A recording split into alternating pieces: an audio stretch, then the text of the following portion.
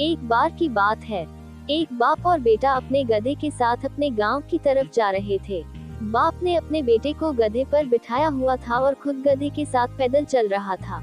थोड़ी देर के बाद जब वह दोनों किसी गांव से गुजर रहे थे, तो कुछ लोगों ने उन्हें देखा और उन्हें देखकर कहा कि कैसा बेटा है जो खुद गधे के ऊपर बैठा हुआ है और अपने बुजुर्ग बाप को पैदल चला रहा है।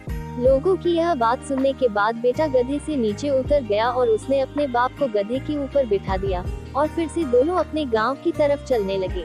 थोड़ी देर के बाद फिर से जब वह दूसरे गांव से गुजर रहे थे, तो उस गांव के लोगों ने भी उन्हें देखा और कहा कि कैसा बाप है जो खुद गधे के ऊपर बैठा हुआ है और अपने मासूम से बेटे को पैदल चला रहा है।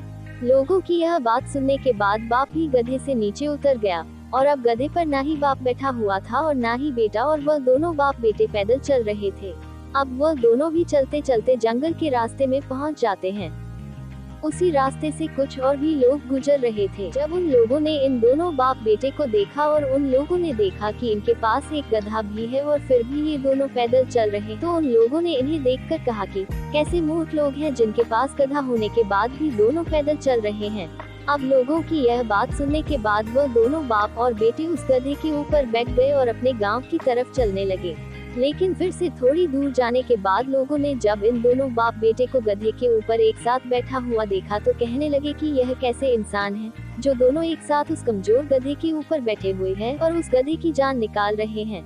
इन दोनों के अंदर जरा भी दया नहीं है। अब ये सुनने के बाद दोनों बाप बेटों का दिमाग खराब हो गया और वह समझ गए कि अगर हम इन लोगों की बातें सुनते रहे तो हम कभी भी अपनी मंजिल पर नहीं पहुंच पाएंगे। दोस्तों, इस कहानी से हमें ये सीख मिलती है कि लोगों की बातों पर ध्यान मत दो।